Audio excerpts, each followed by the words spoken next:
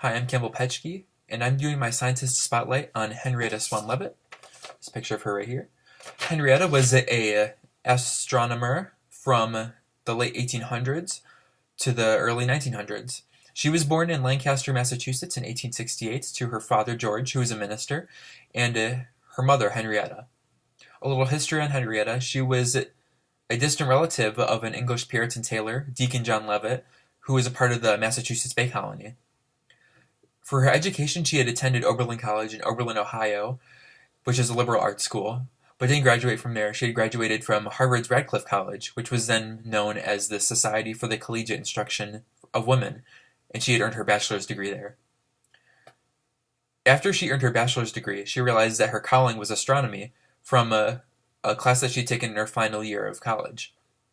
After she had graduated, she was then employed at Harvard's College Observatory by Edward Charles Pickering, who is also an American astronomer. This picture of him right here. And she was hired with a group of other women to measure the brightness of stars as they appeared in a collection of photogenic plates that they had received. Which, if you don't know what photogenic plates are, they're little sample plates that have like a thin window-like surface to them.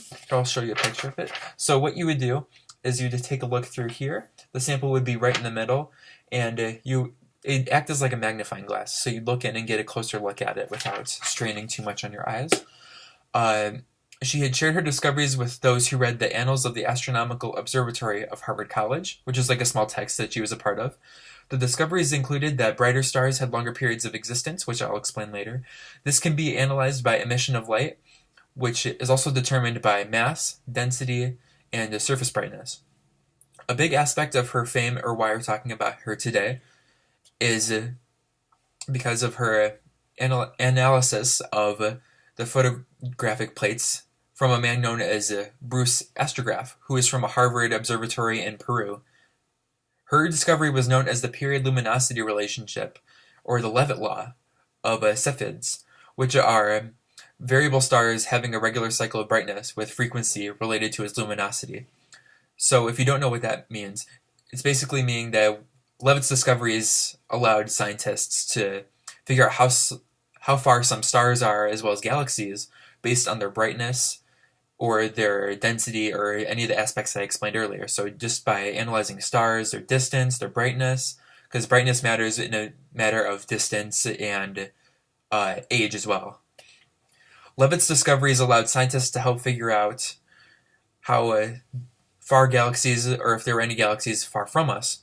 And this especially helped the famous scientist Edward Hubble, who was the creator of the Hubble telescope, most notably. And Hubble used her findings to detect the Andromeda Galaxy and assisted in discovering close-by galaxies outside of our own, the Milky Way. Hubble's famous discovery that the universe is expanding would never have been possible without Henrietta Leavitt's discoveries, and he often stated that she deserved a Nobel Prize, but to the Academy and Hubble's shock, she had died the year that she had been nominated or considered. Henrietta had lived a short life. She passed at the age of 53, but she had made a massive impact on this field for the better. But throughout the whole time that she was contributing to this scientific field, she had been struggling with keeping close to her family. She was a very close family person, and struggling with an illness that had actually caused her to become deaf over time. And this especially was vibrant after she graduated college. Her illness furthered along the road, and it ended up that she had cancer, and her life ended in December 12th of 1921. Her contributions have made a huge impact not only for scientists, but for feminists and women in general, due to how they weren't able to use telescopes or even be considered to be a part of these kind of operations or studies. This was a big deal for the science field or just anybody at the time. Why I chose to pick Henrietta over others is just because I feel like she's a big important factor in the feminism movement, and I feel like Henrietta is a good role model for those who want to be in astronomy or just any scientific field, because she changed her choices on where she wanted to be educated with, and chose her passion, which was astronomy, and chose to follow that dream, and I really am inspired by that. I feel like it's important to follow what you believe in and not to give in to what you think you should do. you should do what is right, and don't be afraid to make change. And that's exactly what Henrietta Swan Leavitt stood for. And that's it. That's Henrietta.